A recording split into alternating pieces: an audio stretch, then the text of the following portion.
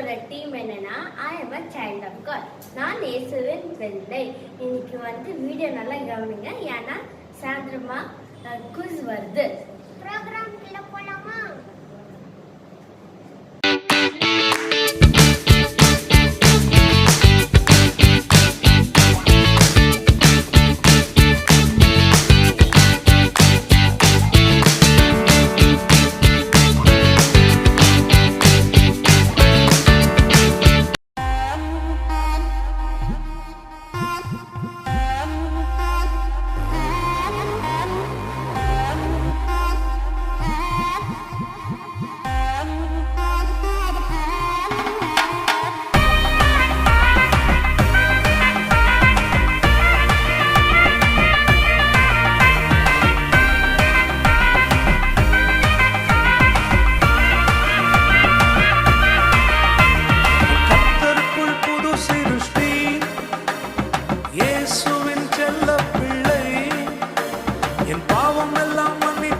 சாபம் எல்லாம் நீக்கினாரே, என்னை தெரிந்தெடுத்தாரே.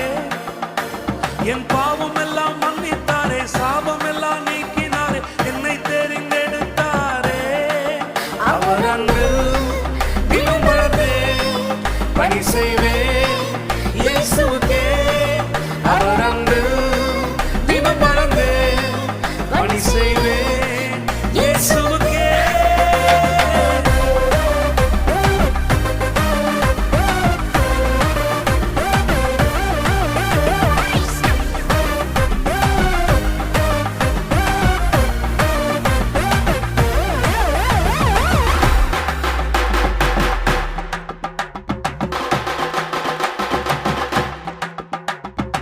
I'm a new creation in Jesus. I'm a new creation in Jesus. நான் இயேசுவுக்குள் புது சிருஷ்டி. நான் இயேசுவுக்குள் புது சிருஷ்டி. என் பாவம் எல்லாம் மன்னித்தாரே, சாபம் எல்லாம் நீக்கினாரே, என்னை தெரிந்தெடுத்தாரே. என் பாவம் எல்லாம் மன்னித்தாரே, சாபம் எல்லாம் நீக்கினாரே, என்னை தெரிந்தெடுத்தாரே. அவர் அன்று செய்வேன் இயேசுவுக்கே. அவரை போல் மாறிடுவேன், அவருக்காய் வாழ்ந்திடுவேன்.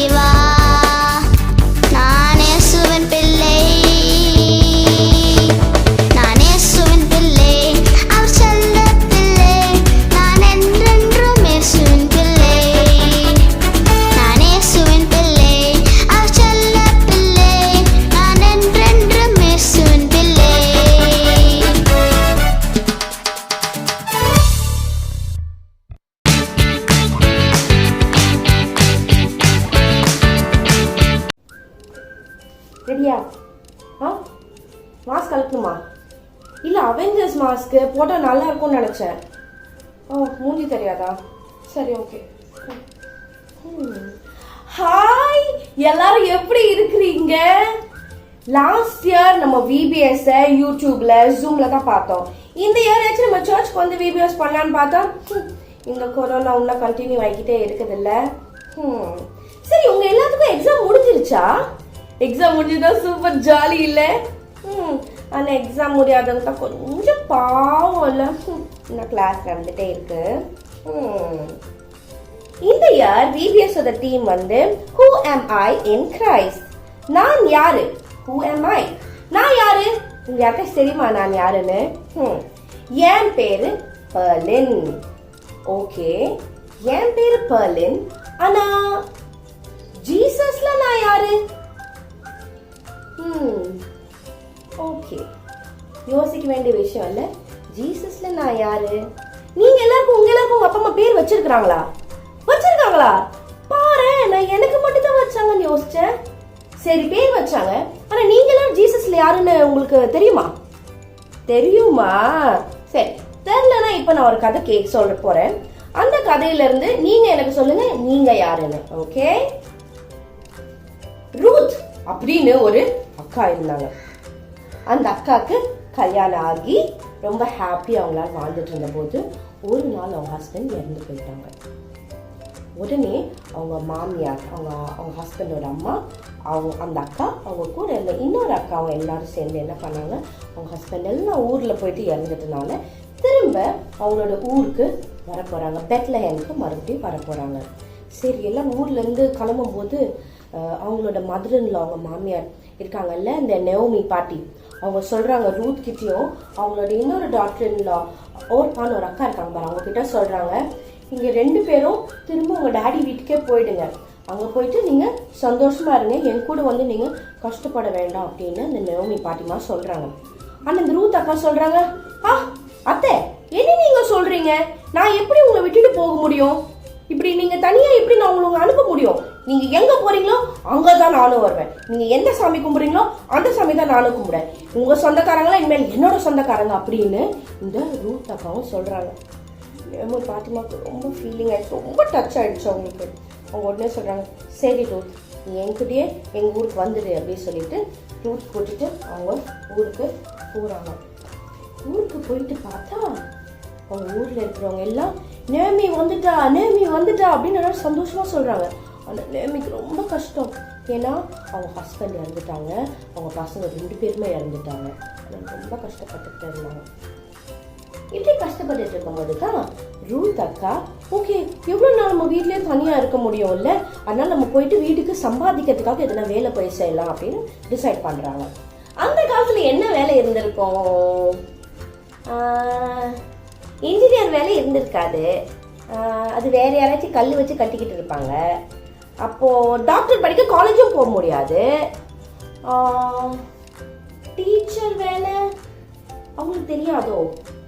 சரி ஆனா அந்த காலத்துல நிறைய வயல்கள் இருந்தது இல்ல, ரைஸ், கோதுமை, சோளம், பார்லி, இந்த மாதிரி நிறைய வயல்கள் இருந்தது அந்த காலத்துல. ஸோ ரூத் அக்கா என்ன டிசைட் பண்ணாங்க, ஓகே எனக்கு வந்து ஃபார்மிங் ஒர்க் தெரியும், அதனால ரூத் அக்கா டிசைட் பண்ணி அந்த ஃபார்ம்ஸ்க்கு அந்த ஃபீல்ட்ஸ் அந்த வயல்வெளிகளுக்கு வேலை செய்யலான்னு போறாங்க. அவங்க வேலை செய்ய போற இடத்துல பார்த்தா ஆல்ரெடி வேலை செஞ்சுட்டு இருக்கவங்க இருக்காங்கல்ல, அவங்க எல்லாரும் ரூத் பார்த்து பேசிக்கிறாங்க, இது நெவோமியோட மருமக தானே? ஆமாப்பா அவதான் இந்த மோவாப்ன்ற ஊர்ல இருந்து வந்தாலே அந்த பொண்ணு தானே? ஓ அப்படியா, இவ நம்ம ஊருக்காரி இல்லைல்ல? சரி ஓகே போனா போட்டோம், வேலை செஞ்சுட்டு போட்டோம், பாவம் அவங்க அவங்க மாமியார் மட்டும் தானே தனியா இருக்கிறாங்க அப்படின்னு எல்லாரும் பேசிக்கிட்டாங்க. பேசிட்டு உடனே அக்கா அவங்களுக்கு எல்லாரும் போயிட்டு ஹாய் ஹலோ சொல்லிட்டு அவங்களோட சேர்ந்து அந்த வயல்வெளி வேலையில செய்ய ஆரம்பிச்சிட்டாங்க. அந்த கதிர்கள் அறுப்பாங்க தெரியுமா, இந்த ரைஸ் எல்லாம் விளையும் போது அவங்க என்ன பண்ணுவாங்க, அது பெரிய பெரிய கதிர்களெல்லாம் எடுத்துட்டு வந்து போர் அடிப்பாங்க. அந்த இடத்துல அடிப்போது அதுலேருந்து நெல்கள்லாம் விழுமா, அதுலேருந்து நெல் மணியெல்லாம் விழுமா கீழே. அப்போ இந்த ரூத் அக்காவோட வேலை என்னன்னா அந்த கீழே விழுந்திருக்கிற அந்த தலைகளை எல்லாம் எடுக்கிறது தான் இந்த ரூத் அக்காவோட வேலையாக இருந்ததான். அவங்க என்ன பண்ணாங்கன்னா ரொம்ப குட்கலாக அவங்க கீழே விழுந்திருந்தது எல்லாத்தையும் அவங்க கேதர் பண்ணி எல்லாத்தையும் எடுத்துட்டு போனாங்களாம். At the end of the day பார்க்கும்போது அவங்களுடைய ஓனர் வந்து பார்க்குறாங்களாம். அந்த ஓனர் பேர் போவாஸ் அப்படின்ற ஒரு சார். அந்த சார் வந்து பார்க்குறாங்க, இந்த ரூத் அக்கா செய்கிற வேலையெல்லாம் பார்த்துட்டு கேட்குறாரு, ஏய் யாருப்பா அந்த பொண்ணு, புது பொண்ணாக இருக்குது, நம்ம வயலில் புதுசாக யாரோ வேலை செய்ய வந்துருக்காங்க யார் அப்படின்னு கேட்கும்போது அவங்க சொல்கிறாங்க, சார் அது வந்துட்டு நெயோமி அவங்களோட மருமக. ஓ அப்படியா, அவங்க பாஸ் சொல்கிறாரு. சரி ஓகே, அவங்க எங்கள் சொந்தக்காரங்க தான், அவங்களுக்கு எக்ஸ்ட்ரா எதுனா ஒன்றும் நெல்கள் எல்லாம் கொடுங்க அப்படின்னு அந்த போவாஸ் வந்து சொல்கிறாங்க. ரூத் அன்னைக்கு ஈவினிங் வீட்டுக்கு எடுத்துகிட்டு போகும்போது நிறைய கதிர்கள் எடுத்துகிட்டு போகிறாங்களா வீட்டுக்கு. நான் அவங்க மாமியார் போய் கேட்ட உடனே நெயோமி பாட்டி இருக்காங்கல்ல, அவங்களுக்கு அதை பார்த்துட்டு ரொம்ப ஹாப்பி. அவங்க கேட்குறாங்களே, ரூத் எப்படி உன்னால் இவ்வளோ எடுத்துகிட்டு வர முடிஞ்சுது, நார்மலாக இவ்வளோ எடுத்துகிட்டு வர மாட்டாங்களே யாருமே, எப்படி உனக்கு மட்டும் இவ்வளோ கிடச்சிது அப்படின்னு கேட்டோன்னா ரூத் சொல்கிறாங்களே, அத்தை இன்னைக்கு நான் போன ஒர்க் பண்ண இடம் வந்துட்டு அந்த பாஸ் பேரு போவாஸ். பாஸ் பேரே போவாஸா, அவர் நம்ம சொந்தக்காரங்களாச்சு அப்படின்னு நெயோமி பாட்டி சொல்றாங்க. இனிமேல் நீ அவங்களோட ஃபீல்டுக்கே போயிட்டு டெய்லி வேலை செய்ய அப்படின்னு சொல்றாங்க. ரூத் டெய்லி இதே மாதிரி போவாஸ் அப்படின்றவரோட தோட்டத்துல போயிட்டு அவங்களோட வயல்ல போயிட்டு டெய்லி நிறைய வேலை செய்யறாங்களாம். இப்படி இருக்கும்போது நெயோமி பாட்டி என்ன யோசிக்கிறாங்கன்னா, என்னோட மருமக ரூத் எனக்காக எவ்வளோ கஷ்டப்பட்டு வேலை செய்கிறாள், என்னோட மகன் இறந்துட்டா கூட என்னோட மருமக எவ்வளோ நல்லா என்னை பார்த்துக்கிறா, ஸோ நம்ம இவ்வளோ ஹாப்பியாக வச்சுக்கணும், அதனால் நம்ம என்ன பண்ணலாம், இவளுக்கு ஒரு நல்ல மாப்பிள்ளையை பார்த்து கல்யாணம் பண்ணி வைக்கலாம், அவள் தனியாக இருக்கிறாள், அவளுக்கு ஒரு ஃபேமிலி வேணும்னு சொல்லிட்டு அந்த நெயோமி பாட்டியே போவாஸ் அப்படின்றவர்கிட்ட அவங்க ரூத் கிட்ட சொல்லி ஒரு ஐடியா பண்ணி அவங்க போவாஸ் வந்து ஊர் தலைவர்கள் கிட்ட எல்லாத்துக்கிட்ட பேசி அவங்களுடைய சம்மந்தம் எல்லாம் வாங்கி ரூத் அக்காவை கல்யாணம் பண்ணிக்கிறாங்க. நான் ரூத் அக்கா பார்த்தாங்கன்னா அவங்க இந்த இஸ்ரேல் தேசத்துக்காரங்க இல்லை, அவங்க வேற ஒரு கண்ட்ரில இருந்து வந்தாங்க, மோவாப் அப்படின்னு வேற ஒரு கண்ட்ரில இருந்து வந்தவங்க. இஸ்ரேல் ரூல் படி பார்த்தா வேற ஊர்ல இருக்கிறவங்க கட்டக்கூடாது. ஆனா ரூத் போவாஸ் அவர்களை கட்டுவதற்கு, அவங்களை கல்யாணம் பண்றதுக்கு அவங்களோட மாமியார் அவங்களுக்கு ஹெல்ப் பண்ணாங்க. இல்ல முக்கியமான விஷயம் ஒன்று பார்த்தேன்னா என்ன தெரியுமா, ரூத் அவங்க செஞ்ச வேலையில வந்து ரொம்ப உண்மையா இருந்தாங்க. She was very truthful. அவங்க செஞ்ச வேலையில வந்து அவங்க அந்த என்ன வேலை செஞ்சாங்க, அவங்க வெறும் போயிட்டு வயல்ல கதிரெல்லாம் பொறுக்கிறது, அவ்வளவுதான் அவங்க வேலை. ஆனா அந்த சாதாரண வேலையில கூட அவங்க ரொம்ப சின்சியரா இருந்தாங்க. அது மட்டும் இல்லாம அவங்க மாமியார் அவங்க ரொம்ப நேசிச்சனால அவங்க தூர தேசத்துல இருந்து கூட அவங்க ஹஸ்பண்ட் இறந்துட்டா கூட அவங்க மாமியாரை பார்த்துக்கா அவங்க அவங்க ஹஸ்பண்டோட அம்மா கூடயே வந்து ஊர்லயே தங்கிட்டாங்க. அதனால God blesses her through her mother-in-law itself. அவங்களோட மாமியார் மூலமாகவே ஆண்டவர் ரூத் அக்காவை ஆசீர்வதிக்கிறாரு.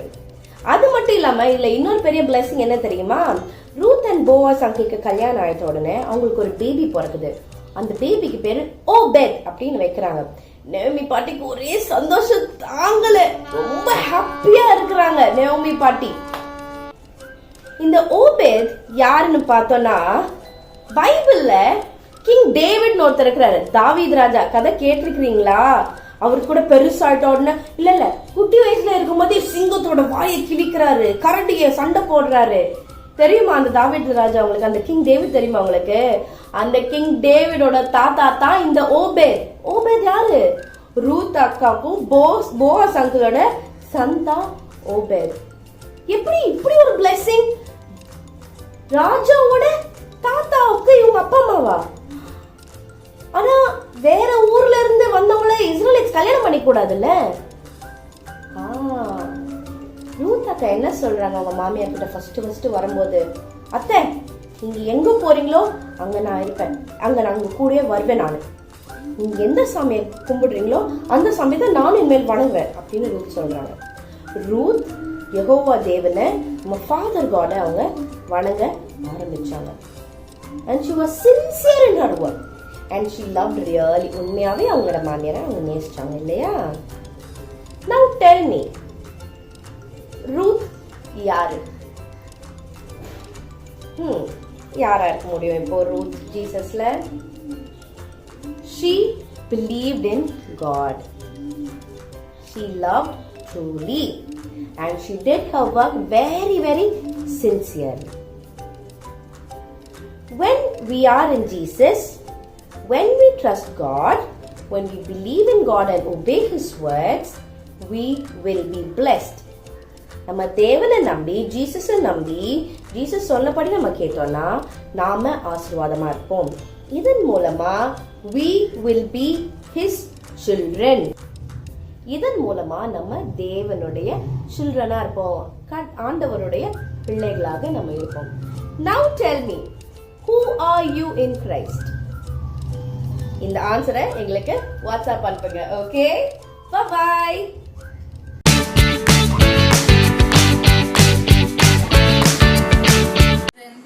நம்ம இன்னைக்கு பார்க்க போற மிஷனரி ஒரு கடத்தல்காரர்.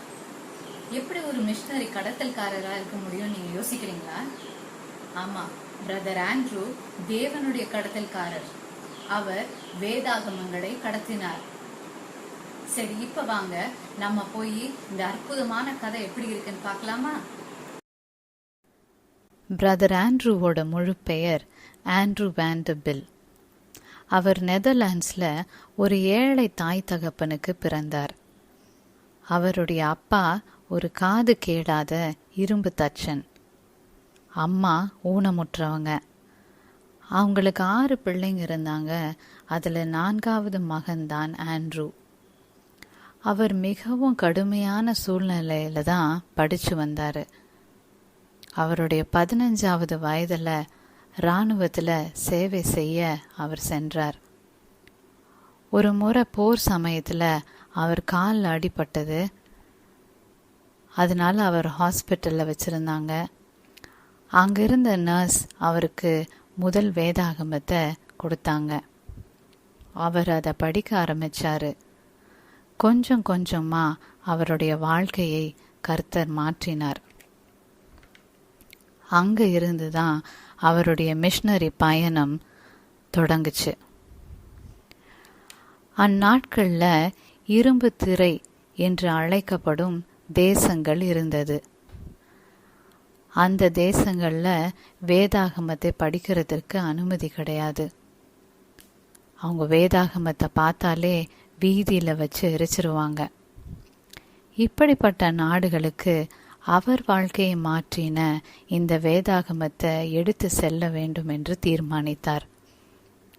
அப்படியாக ஆண்ட்ரூ பல தேசங்களுக்கு வேதாகமத்தை கொண்டு சென்றார். இது பல ஆண்டுகளுக்கு தொடர்ந்தது. பல்லாயிரக்கணக்கான ஜனங்கள் பலனடைஞ்சாங்க. ஒரு முறை இப்படிதான் அநேக பைபிள்களை தன்னுடைய ஃபோக்ஸ் வேகன் கார்ல எடுத்துட்டு போகணும்னு ரோமானிய எல்லையை அவர் தாண்டி போக வேணும். இப்போ அங்கிருந்த போலீஸ் அங்க வர எல்லா வாகனங்களையும் நிறுத்தி முழுமையா ஒரு 30 நிமிஷம் வர செக் பண்றாங்க. அடுத்தது இவரோட கார் தான். அப்போ ஆண்ட்ரூ ஒரு சின்ன ஜெபத்தை பண்றாரு. ஆண்டவரே, நீங்க இந்த உலகத்துல இருக்கும்போது குருடான கண்களுக்கு பார்வை கொடுத்தீங்க. இப்பொழுது ஆண்டவரே, நான் மன்றாடுகிறேன், இந்த பார்க்கிற கண்களை குருடாக்குங்க. அவங்க இங்க இருக்கிற வேதாகங்களை பாத்திரக்கூடாது. கர்த்தர் ஜெபத்தை கேட்டார். அந்த காவலர்கள் ஆண்ட்ரூனுடைய பாஸ்போர்ட்டை மட்டும் பார்த்துட்டு அவர் அனுப்பிட்டாங்க. இப்போ இந்த எல்லா வேதாகமங்களையும் அவரால் அந்த தேசங்களுக்கு எடுத்து செல்ல முடிஞ்சிச்சு. இதனால அநேகருக்கு பைபிள் கொடுக்க முடிஞ்சிச்சு. அநேகர் வாழ்க்கையை கர்த்தருக்கு கொடுத்தாங்க. பிள்ளைகளே, நீங்களும் இப்படி தேவனுடைய கடத்தல்காரர்களாக நீங்க மாறலாம். இந்த மாதிரி ஒரு வார்த்தையே இல்லாத ஒரு கலர்ஃபுல்லான புத்தகத்தை எடுத்துட்டு போகலாம். உங்க ஃப்ரெண்ட்ஸ் உங்ககிட்ட கேட்கும்போது நீங்க இயேசுவை பத்தி அவங்க கிட்ட சொல்லி மெதுவா ஒரு பைபிளை ஷேர் பண்ணலாம். That is the living word of God. அதுல இருக்கிற அந்த கருப்பு நிறம் நம்மளுடைய பாவமான வாழ்க்கையை குறிக்குது.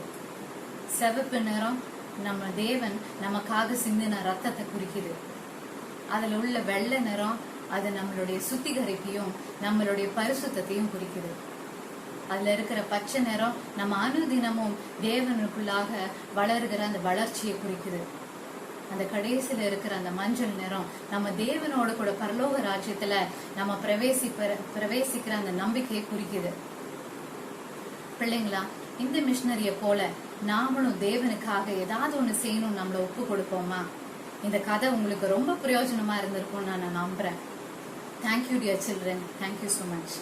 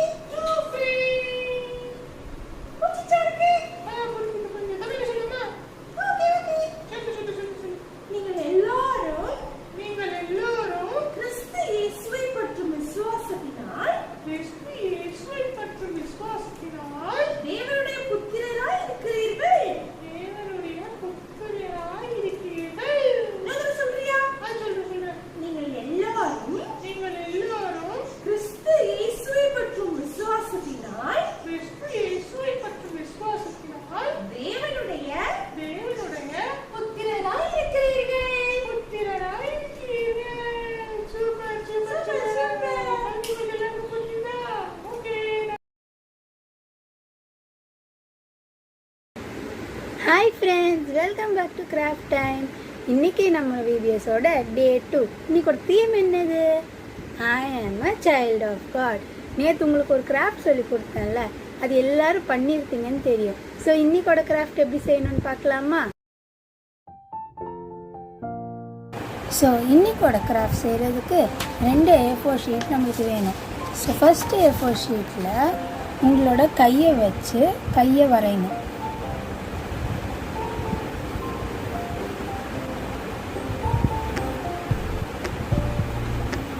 உங்களால் வரைய முடியலைன்னா உங்கள் பேரண்ட்ஸ் ஹெல்ப் கூட வாங்கிக்கலாம்.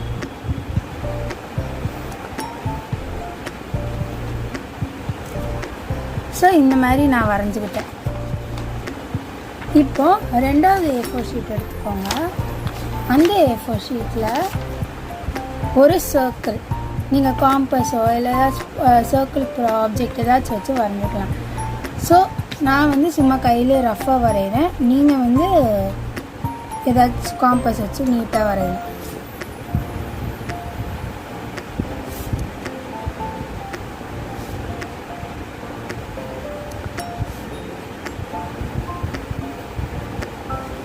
ஸோ இந்த மாதிரி நான் ஒரு சர்க்கிள் வரைஞ்சிக்கிட்டேன்.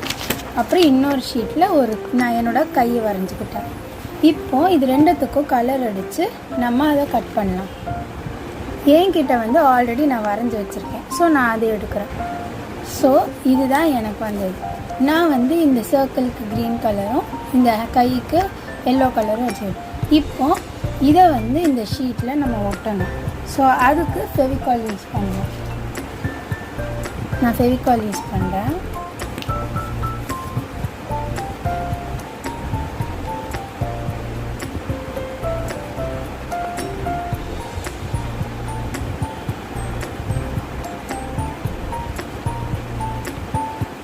ஸோ இந்த மாதிரி ஒட்டினோடனே இப்படி ஒன்று உங்களுக்கு கிடைக்கும். ஸோ நெக்ஸ்ட் என்ன பண்ணணும்னா, உங்கள்கிட்ட ஒரு பிளாக் பென்னோ இல்லை மார்க்கர், நான் வந்து ப்ரௌன் கலர் யூஸ் பண்ணுறேன், உங்களுக்கு எந்த கலர் வேணும், அதில் இந்த கையோட மிடில் இதில் உங்கள் பேர் எழுதணும். நான் வந்து என் பேர் எழுதுறேன்.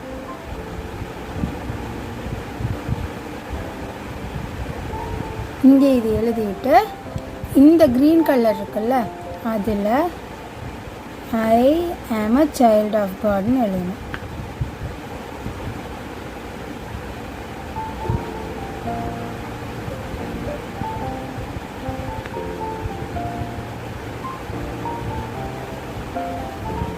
ஸோ இன்றைக்கி நம்மளுக்கு டே 2ன்றதுனால இங்கே வேணும்னா நீங்கள் அது கூட எழுதிக்கலாம் ஞாபகம் வச்சுக்கிறது.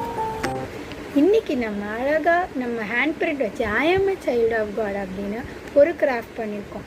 இதே மாதிரி நீங்களும் உங்களோட க்ரியேட்டிவிட்டியை யூஸ் பண்ணி இதை அழகாக டெக்கரேட் பண்ணி எங்களுக்கு ஒரு ஃபோட்டோ இல்லைனா வீடியோ எடுத்து அனுப்புங்க. ஸோ இதே மாதிரி நம்ம நாளைக்கு ஒரு கிராஃப்டோட மீட் பண்ணலாம். பாய்.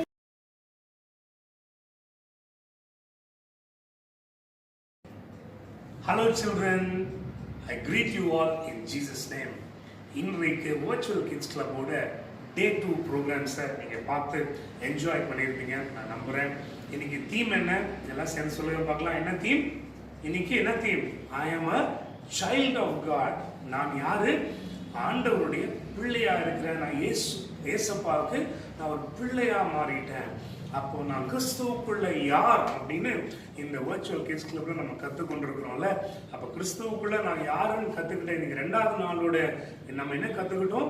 நான் ஆண்டவருடைய பிள்ளையா இருக்கிறேன்.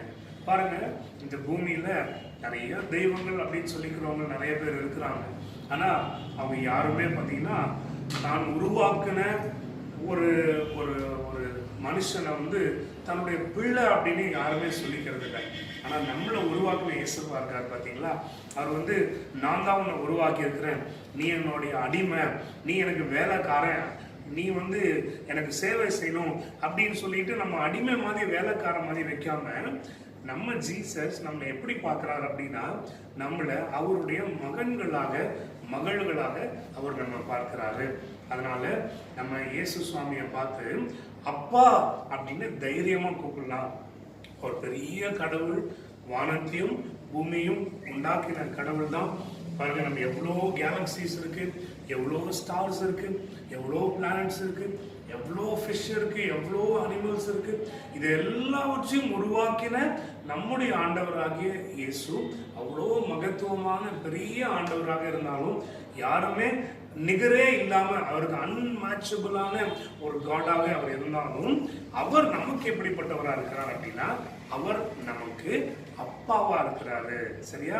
நீங்க வாசிச்ச வேத வசனத்துல கலாத்தியர் 3:26 அதான் சொல்லுது, நம்ம ஆண்டவருக்கு பிள்ளைகளாய் மாறி இருக்கிறோம். நம்ம ஆண்டவருக்கு பிள்ளைகளாய் நம்ம மாறி இருக்கிறோம். அப்ப பாருங்க, இன்றைக்கு நம்ம இந்த பிள்ளை அப்படின்ற ஸ்தானம் நமக்கு எப்படி வருது அப்படின்னா நான் ஜீசஸோட சன், நான் ஜீசஸோட டாட்டர் அப்படின்ற அந்த ஸ்தானம் நமக்கு எப்படி வருது தெரியுமா? சிம்பிளா ஒன்று சொல்ற, நல்லா கவனிங்க. It comes only through faith. நீங்க விசுவாசித்தால் மட்டும்தான் நீங்க ஆண்டவருடைய பிள்ளை அப்படின்ற ஸ்தானத்தை அடைய முடியும்.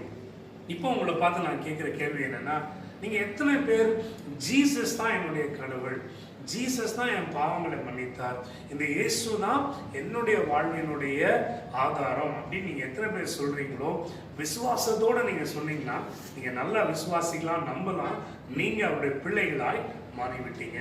So faith in Jesus is the substance for you and I to become a child of God. இப்போ கண்ணை மூடி நம்ம ஜெபம் பண்ண போறோம். என் கூட இந்த பிரேயரை ரிப்பீட் பண்ணுங்க. ஜீசஸ், நான் உங்களுடைய பிள்ளையா இருக்க என்னை ஒப்பு கொடுக்குறேன்னு சொல்லி நம்ம ஜெபம் பண்ண போறோம். ப்ரே பண்ணுவோமா?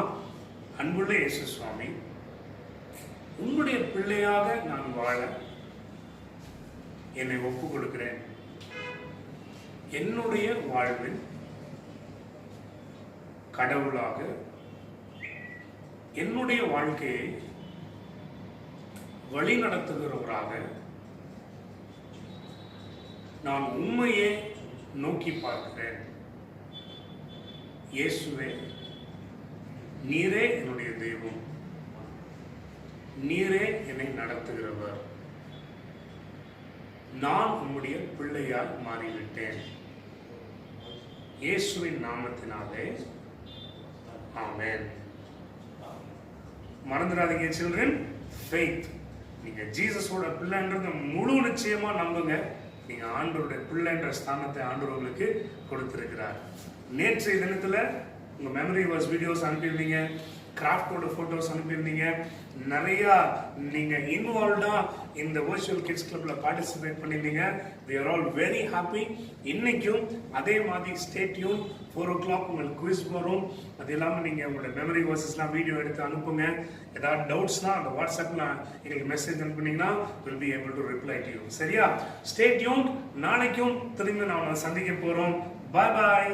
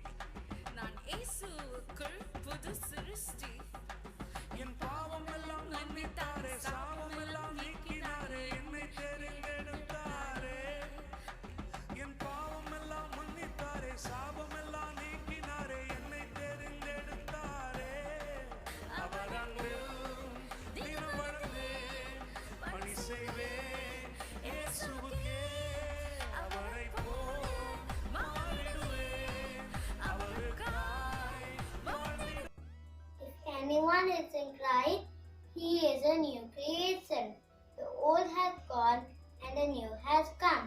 அதே மாதிரி ஏசப்பா நாங்கள் வந்து கொரோனாக்காக ஜெபிக்கிறோம் ஏசப்பா. கொரோனா ரொம்ப இன்க்ரீஸ் ஆகுது ஏசப்பா. அதனால சின்ன பசங்கள்லேருந்து வயசானவங்க வரைக்கும் கொரோனாவால் அஃபெக்ட் ஆகுறாங்க ஏசப்பா. அவங்களெல்லாம் நீங்கள் பாதுகாத்து கொள்ளணும் ஏசப்பா. Have passed away. Behold, all things have become new. Amen. 2 Corinthians 5 verse 17. Therefore, if anyone is in Christ, he is a new creation. The old has passed, the new has come. Chapter 5 verse 17. If anyone is in Christ, he is the new creation. The old has passed, the new has come. If anyone is in Christ, he is a new creation. If anyone is in Christ, the new creation has come, old one has gone. புது சிருஷ்டியா இருக்கிறான். If anyone is in Christ, he is a new creation. The old has gone, the new has come. The old has passed away, behold, the new has come.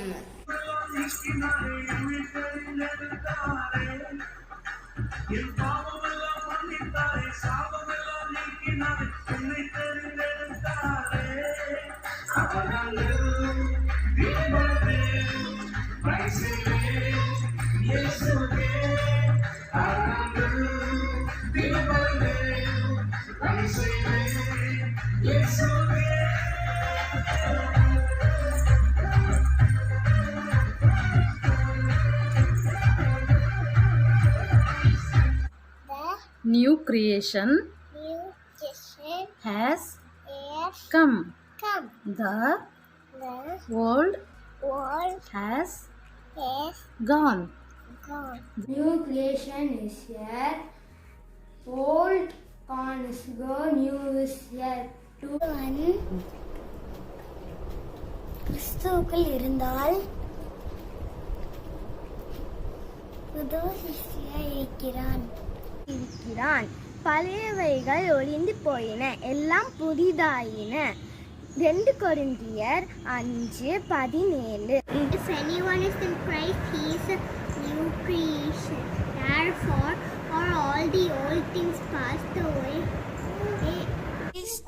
The new has come, the old has gone, the new is here.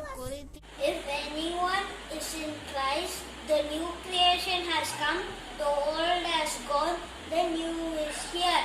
If anyone is in Christ, he is a new creation.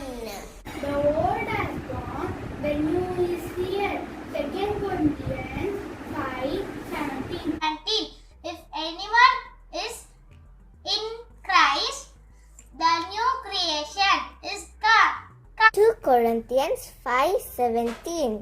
If anyone is in Christ, the new creation has come. If anyone is in Christ, the new creation has come. The old has gone and the new is here. If anyone is in Christ, the new creation has come. New creation has come, the old has gone. Therefore, if anyone is in Christ, he is a new creation. If anyone is in Christ, he is a new creation. The old has gone, the new has come. 2 Corinthians 5:17. When anyone is joined to Christ, the new creation has come.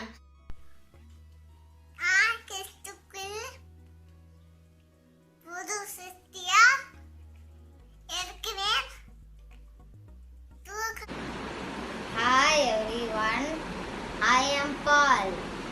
I had an encounter with the living God.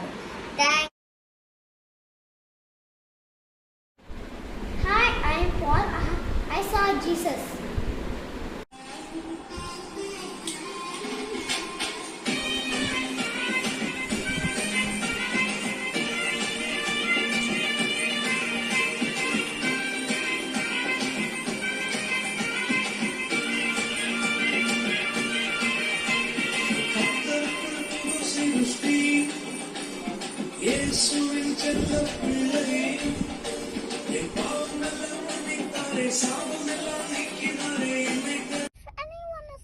Christ, they are a new creation. The old has gone and the new has come. 2 If any man be in Christ, he is a new creature. Old things are passed away. Behold,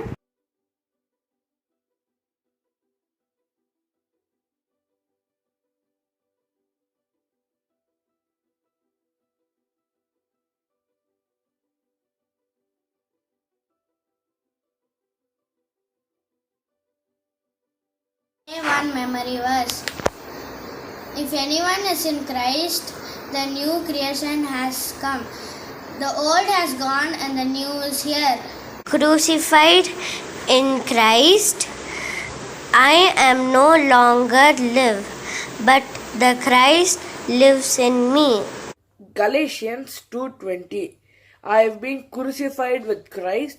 It is no longer I who live, but Christ who lives in me. One is in Christ. The new creation is the new creation, but Christ lives is me. Praise the Lord. My name is MP Jacqueline Battani. If anyone is in Christ, new creation has come. The old is gone, the new is here. I am crucified with Christ, and I no longer live, but Christ lives in me. Galatians chapter 2, verse 20. Hello, I'm Anna Karen from Seniors Group. I'm going to use puppets to enact conversation conversion of Saul on the road to Damascus. One day, Saul was receiving letters from the high priest to imprison the Christians. When he was traveling to the road to Damascus, a flash of light appeared and he fell to the earth. Saul, Saul, why are you persecuting me? Who are you, Lord? I am Jesus who you persecute. I am Anna Karen from the seniors group. I'm going to tell the day one memory verse, Galatians 2:20. I am crucified with Christ. Nevertheless I live, yet not I, but Christ liveth in me. And the life which I now live in the flesh, I live by the faith of கர்த்தருக்குள் புது சிருஷ்டி, இயேசுவின் செல்ல பிள்ளை, என் பாவமெல்லாம் மன்னித்தாரே, சாபமெல்லாம் நீக்கினாரே, என்னை தெரிந்தெடுத்தாரே. என் பாவமெல்லாம் மன்னித்தாரே, சாபமெல்லாம் நீக்கினாரே, என்னை தெரிந்தெடுத்தாரே. அவர் அன்பே திருமணமே, அரசியலே, இயேசுவே. அவர் அன்பே திருமணமே, அரசியலே, இயேசுவே.